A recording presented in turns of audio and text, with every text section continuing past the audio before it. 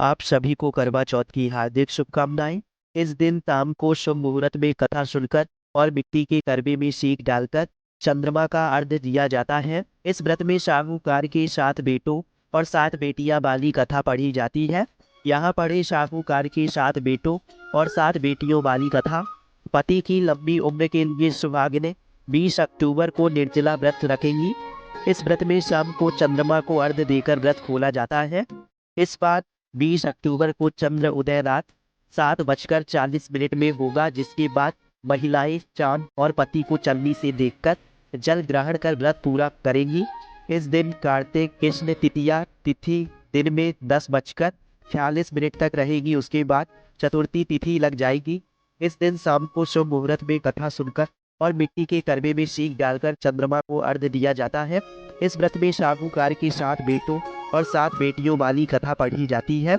एक साहूकार के 7 लड़के और एक लड़की थी। साहूकार के बेटे अपनी बहन से बहुत प्यार करते थे।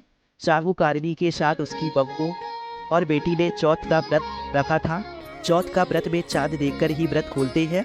रात को जब साहूकार के लड़के भोजन करने लगे तो उन्होंने अपनी बहन से भोजन के लिए कहा। इस पर बहन ने बताया कि उसका आज व्रत है और वह खाना चंद्रमा को अर्घ्य देकर ही व्रत खोल सकती है और कुछ खा सकती है। सबसे छोटे भाई को अपने बहन की हालत देखी नहीं गई और वह दूर पेड़ पर एक दीपक जलाकर छलनी की ओट में रख देता है। दूर से बहन को दिखाता है। छलनी की ओट में रखा दीपक चांद की तरह लगता है। ऐसा लगता है जैसे चतुर्थी का चांद हो। बहन ने अपनी भाभी से भी कहा कि चंद्रमा निकल आया है, व्रत खोल ले, लेकिन भाभीियों ने उसकी बात नहीं मानी और व्रत नहीं खोला। बहन को अपनी भाई की चतुराई समझ में नहीं आई और उसे देखकर करवा उसे अर्घ्य देकर खाने का निवाला खा लिया। जैसे ही वह पहला टुकड़ा मुंह में डालती है उसे छींक आ जाती है और दूसरा टुकड़ा डालती है तो उसमें बाल निकल आता है और तीसरा टुकड़ा मुंह में डालती है तभी उसके पति की मृत्यु का समाचार उसे मिलता है। वह बेहद दुखी हो जाती है। उसकी भाभी सच्चाई बताती है कि उसके साथ ऐसा क्यों हुआ।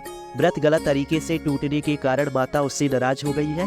इस पर वह निश्चय करती है कि वह अपने पति का अंतिम संस्कार नहीं करेगी और अपने तप से उन्हें पुनर्जन्म दिलाकर रहेगी। शोकातुर होकर वह अपने पति के शव को लेकर 1 वर्ष तक बैठी रही और उसके ऊपर उगने वाली घास को इकट्ठा करती रही।